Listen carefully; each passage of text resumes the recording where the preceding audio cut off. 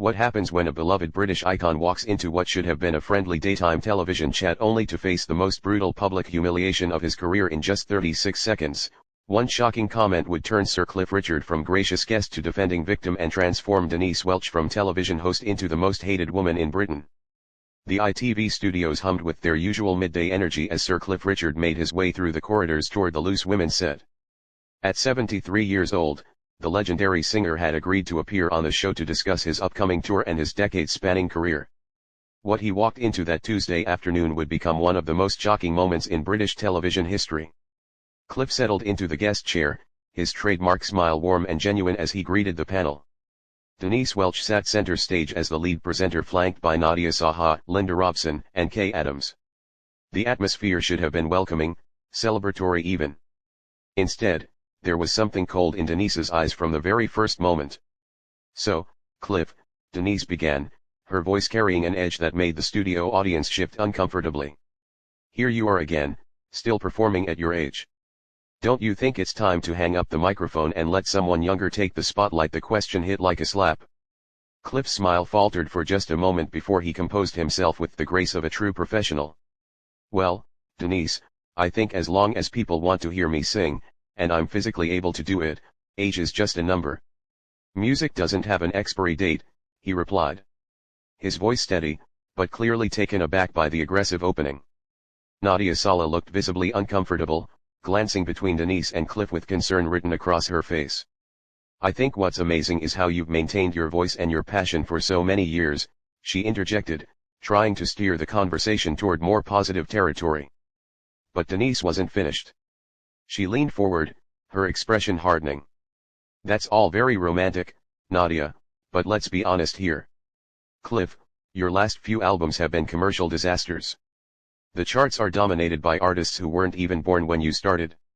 Isn't this just about ego?" At this point the studio fell silent. Even the camera operator seemed to freeze. Linda Robson's mouth actually dropped open in shock. Kay Adams shifted in her seat, clearly uncomfortable with where this was heading. Cliff straightened in his chair, his decades of media training kicking in. "I'm sorry, but I have to disagree with you there, Denise. My fans, many of whom have supported me for 50 years, still come to my concerts. They still buy my music. I'm not sure what commercial disasters you're referring to." "Oh, come on." Denise shot back, her voice rising slightly. "Your last studio album barely cracked the top 50. You're living in the past, clinging to glory days that frankly weren't that glorious to begin with." The audience began to murmur. Some people were actually gasping at the sheer rudeness of the attack. Cliff's face flushed slightly, but his voice remained controlled. "Denise, I came here today to talk about my upcoming tour and to connect with the viewers who have been so supportive over the years. I'm not sure why you're choosing to attack me personally rather than have a conversation." "Attack you?" Denise laughed, but there was no humor in it. "I'm just asking the questions that everyone's thinking. When you look in the mirror, do you really see a relevant artist or do you see an old man desperately trying to recapture something that's long gone?" Nadia Saha couldn't stay silent any longer. "Denise, I think you're being incredibly unfair. Sir Cliff is a legend who's given joy to millions of people across generations." "Oh, please, Nadia." Denise snapped, turning her venom toward her colleague for a moment. "Just because someone's old doesn't make them a legend. Half the people watching probably don't even know who he is." Cliff's composure was beginning to crack. Not from anger, but from sheer disbelief at the unprofessional treatment he was receiving. "I have to say, in all my years of television appearances, I've never been spoken to quite like this. I'm not sure what I've done to deserve this level of hostility." "Hostility?" Denise's voice was getting louder now. "This is called honest journalism, Cliff. Maybe you're just not used to it because everyone usually fawns all over you." Linda Robson finally found her voice. "Denise, I think we should move on to talking about the tour dates. Our viewers would love to hear about that," but Denise was on a roll now, seemingly energized by Cliff's obvious discomfort. "You know what really bothers me about performers like you? You take up space that could go to new talent. You've had your time. Why can't you just gracefully exit and let fresh voices be heard?" The words hung in the air like poison. Cliff sat back in his chair, his face pale now. The man who had entertained millions, who had given decades of his life to bringing joy through music, looked genuinely hurt. "I think, Cliff said quietly, his voice barely above a whisper. That every artist deserves to be treated with basic respect regardless of their age or where they are in their career. I've never tried to block anyone's path or take opportunities from younger artists. Kay Adams finally spoke up, her voice tight with embarrassment. Sir Cliff, perhaps we could talk about your charitable work instead. You've raised millions for various causes over the years. Oh yes, the charity angle, Denise interrupted before Cliff could respond. Another way to stay relevant, isn't it nothing like a bit of public generosity to keep your name in the papers when the music isn't doing it anymore? That was the moment everything changed. The studio audience erupted. What had started as uncomfortable murmuring exploded into audible gasps and shocked exclamations. Someone in the back row actually shouted, "That's disgusting!" at Denise's vicious attack on Cliff's charitable work. Cliff's face went from pale to flushed red. For the first time in the interview, his famous composure completely cracked. He leaned forward in his chair, his voice shaking with a mixture of hurt and disbelief. My charitable work? Are you seriously suggesting that helping sick children and supporting various causes is just a publicity stunt? Do you have any idea how offensive that is? Nadia Saha looked absolutely horrified. She turned to Denise with fire in her eyes. Denise, you've gone way too far. Sir Cliff has genuinely helped countless people. How dare you question his motives for giving back? I'll question whatever I like. Denise shot back, her face twisted with an ugly sneer. This is my show, and if Cliff can't handle a few hard questions, maybe he shouldn't be here. Hard questions? Linda Robson's voice was rising now, her usual calm demeanor completely shattered. These aren't questions, Denise. This is just cruel.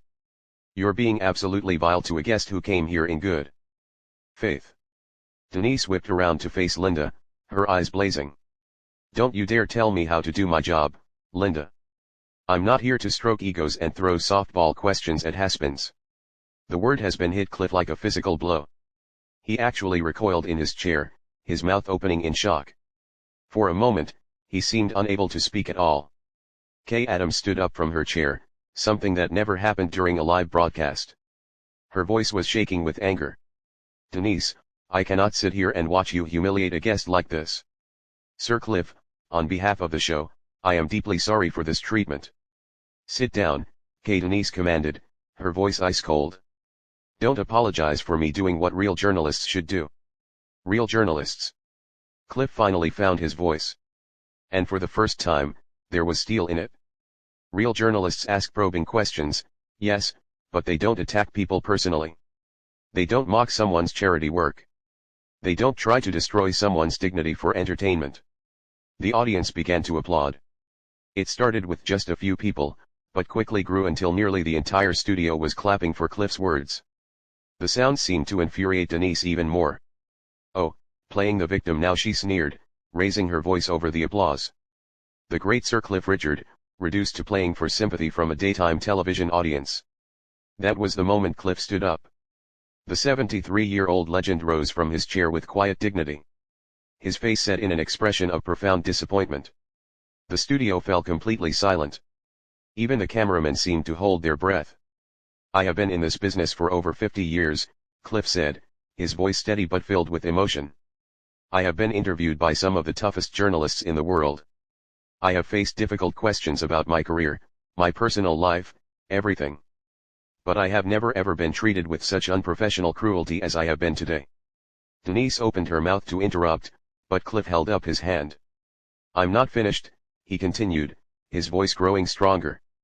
You have questioned my relevance, mocked my age, dismissed my music, and worst of all, suggested that my charitable work is nothing more than a publicity stunt.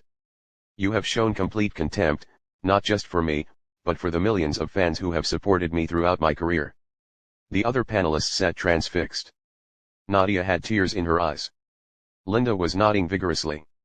Kay was still standing, her arms crossed in defiance of Denise's earlier command. I came here today to share my joy about returning to the stage, Cliff went on, his voice carrying to every corner of the studio. I came to talk about the upcoming tour that thousands of people are excited about. I came to connect with viewers who might enjoy hearing some stories from my career. Instead, I find myself having to defend not just my music, but my very right to exist as an artist. Are you quite finished with your little speech? Denise interrupted, but her voice had lost some of its earlier venom. The audience reaction seemed to be getting to her. Cliff looked directly into her eyes. You know what saddens me most about this, Denise? It's not the personal attacks. I've survived much worse than anything you could throw at me.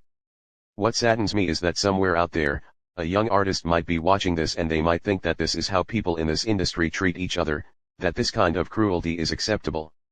The audience erupted in applause again, louder than before. Some people were actually standing up and cheering.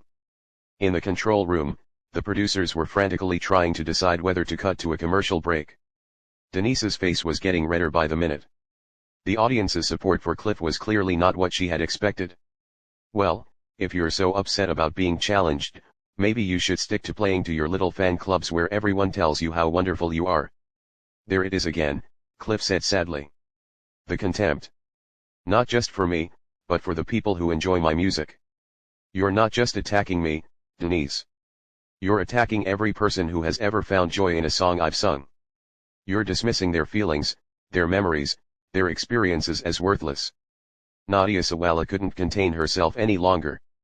She turned to face the cameras directly. I want to say to everyone watching at home that this does not represent the values of this show or this panel. Sir Cliff Richard is a gentleman and a legend, and he deserves so much better than this. Nadia, you're out of line. Denise snapped, but her authority was crumbling by the minute. No, said Linda Robson, also turning to the camera. Nadia's absolutely right. This is disgraceful, and I'm ashamed to be associated with it. Cliff looked around at the three women who had tried to defend him, his expression softening slightly. Thank you, ladies. Your kindness means more than you know, but I think it's clear that I'm not welcome here. He began to remove his microphone, his movements deliberate and dignified. The simple act seemed to electrify the studio.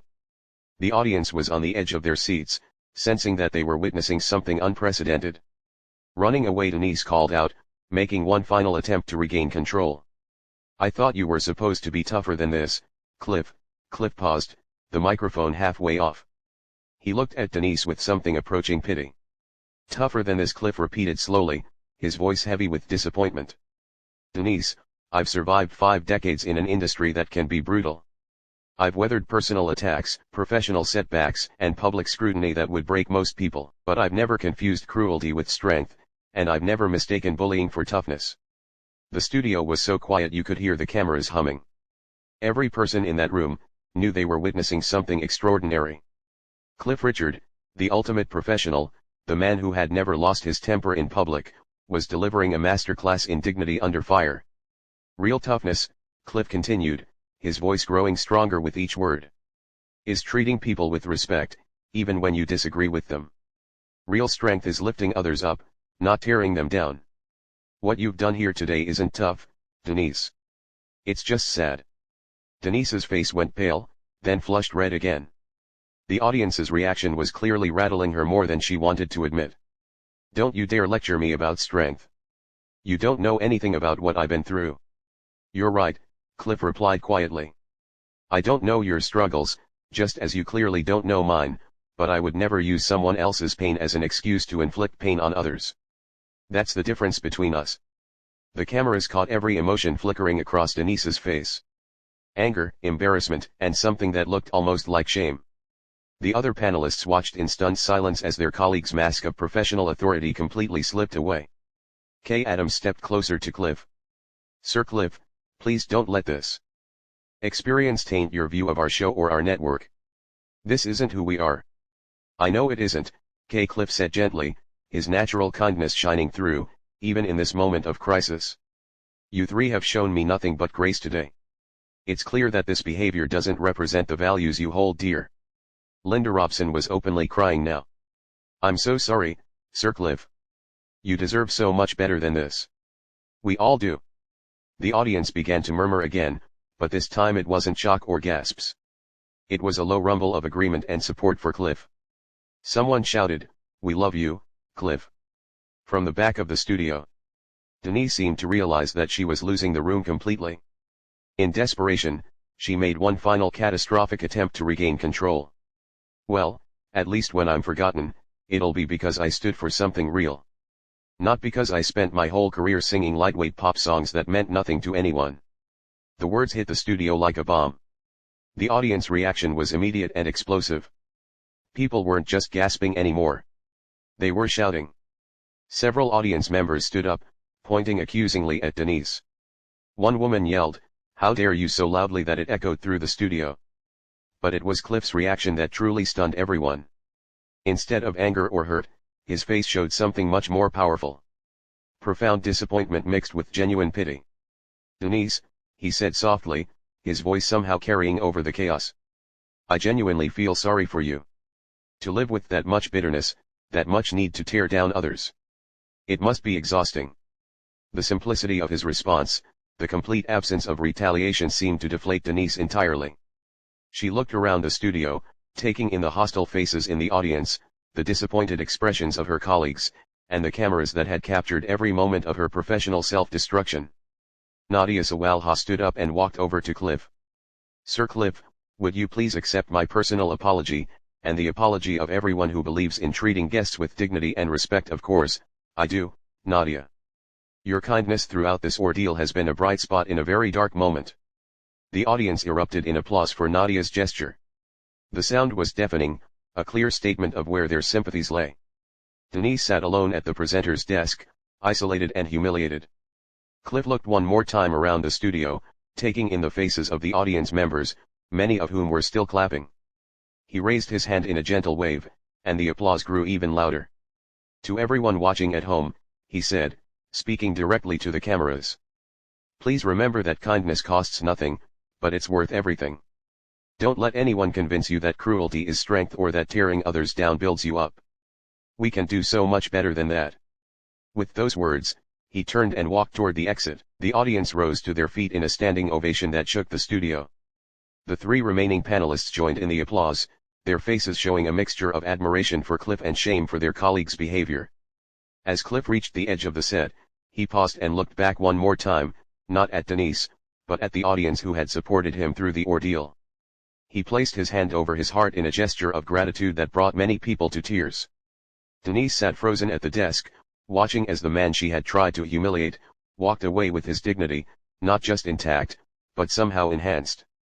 The cameras stayed on her face as the reality of what she had done began to sink in. She had expected to be the tough interviewer who exposed a faded star. Instead, she had revealed herself to be everything that was wrong with modern media. The studio fell into an awkward silence as Cliff disappeared from view. The three remaining panelists looked at each other, then at Denise, then at the audience. Nobody seemed to know what to do next. Finally, Kay Adams spoke into the deafening quiet. "Ladies and gentlemen, we're going to take a break. When we return, we'll be discussing the importance of treating each other with respect and dignity." As the cameras cut away and the show went to commercial, the audience continued to buzz with conversation about what they had just witnessed. Many people were shaking their heads in disbelief. Others were openly discussing how disgusted they were with Denise's behavior in those final moments before the break. The cameras caught one last image that would be replayed countless times in the days to come. Denise Welch sitting alone at the presenter's desk, her head in her hands, while the empty chair where Sir Cliff Richard had sat stood as a monument to dignity in the face of cruelty. The man who had walked into that studio as a beloved entertainer had walked out as something more. A symbol of grace under pressure, of kindness in the face of malice, and of the truth that real strength comes not from tearing others down, but from lifting yourself.